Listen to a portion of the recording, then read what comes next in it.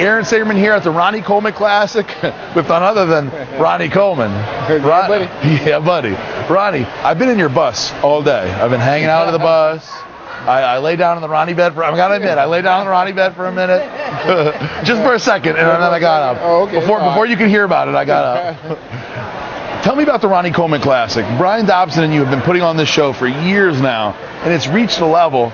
You know, I shot some pictures of the audience. You guys had thousands, and I mean, you had like the amount of the Arnold Classic has about 6,000, 7,000. You almost had that many people here.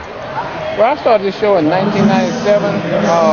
My first year in it, I'll never forget, just like yesterday. I walk up to the show and I look, before I get there, I see this long line hanging out the door. I'm like, what they in line for? I found out they was in line for my show.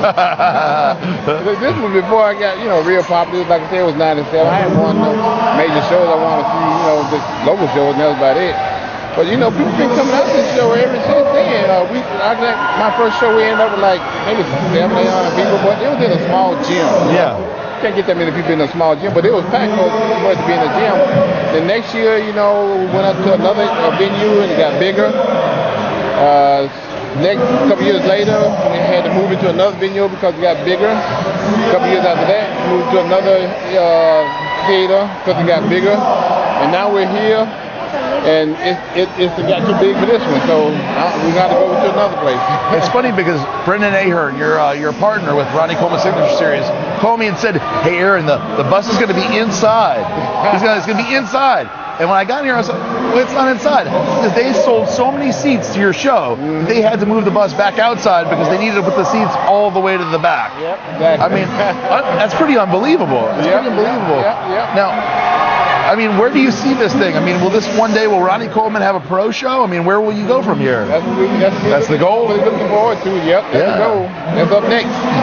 It seems like everywhere we go. I mean, I've interviewed you from Brazil. We've interviewed Australia, Germany. The lines are longer and longer every year. Yeah. How do you account for this? Because you're no longer even competing, and it seems like you're getting more and more popular. About social media, the younger generation are able to see me coming up because of that, and I just get more fans from people coming up because of social media. I got all these videos and all that stuff out there, so it kind of keeps me refreshed, A lot of people hadn't really toppled what I've done in the show. Yeah. That's another thing I got going for me. Ain't nobody got the size that I've been able to put on. It seems like not only do you have, of course, Ronnie Coleman the Unbelievable lives on forever, right? Yeah. That video was the smartest thing you ever did, right? Yeah. That video when Ronnie was at his very top of his strength, right? That was the strongest you ever were, right? No. Oh, you're stronger than that? Yeah, the one after that was the strongest. Where I did 800-pound squat. Oh yeah, you're right. 200-pound leg press. You're right. My top of my strength, I think. It had to be. So people see that, right? They see that there, and that continues on to this day. The teenagers, the young people see that, and nobody, like you said, nobody has matched that. You don't have, look, you got Phil Heath, who looks unbelievable. I'm not gonna take anything from him, but he's not doing any of that. He's not doing anything like you did. Yeah, I don't see nobody doing no 800-pound squat, no 800-pound deadlift. All other stuff I do on the videos too. So where will we see Ronnie Coleman next? Look, I'm here domestically now. I'm going to Junior USA's and the Shreveport. Where are you going?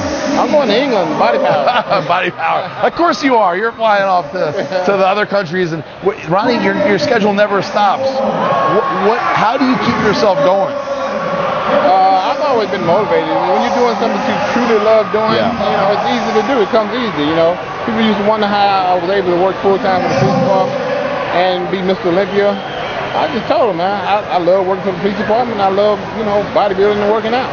So it became easy for me because I was having fun doing what I was doing. So let's take that and let's bring it a little further, right? Mm-hmm. People out there watch this, and I get questions all the time for me. Yeah. And people say, what is your advice for life, right? They say, what do you suggest? Because I do what I love, right? This is what I love. What do you say to people out there that are like, man, Ronnie is enjoying life. He's doing all this stuff that he loves. What do you advise the people out there that are watching this? That are saying, man, I hate my job. I hate what I'm doing. What do you do? What is the suggestions? Well, one year when I won the Olympia, I told everybody, God gave everybody a gift. God gave everybody something that they could do. We're all are talented in something. The thing is, you got to find out what it is. Because I kind of like looked up on, the bodybuilding thing. I've been in love with working out all my life. And then I got into bodybuilding, and I was like, okay, I have a lot of fun doing this, but I don't think I can make any money at it, so I'm going to keep my day job. Right. Come to find out, I kind of found my calling. And what I was trying to say is a lot of people get their career and their calling mixed up. Your calling is something that you have a lot of fun doing, but you don't think you can make money at it because you're having fun doing it. Your career is just some kind of job that you get to pass time by until you get to your calling. So once you figure out the difference between your career and your calling, that's when you start enjoying life. But everybody is given a God-given gift, and everybody got is talented in that something that they love to do. It's just a matter of figuring it out. It's a matter of figuring it out. And once you figure it out, then life gets a lot easier and a lot more fun. There you heard from Ronnie Coleman, Big Nasty, Mr. Olympia. You got to figure out your calling. Ronnie, thank you very much. Aaron Singerman, RX Muscle, the champ, Ronnie Coleman. Peace out. Lightweight.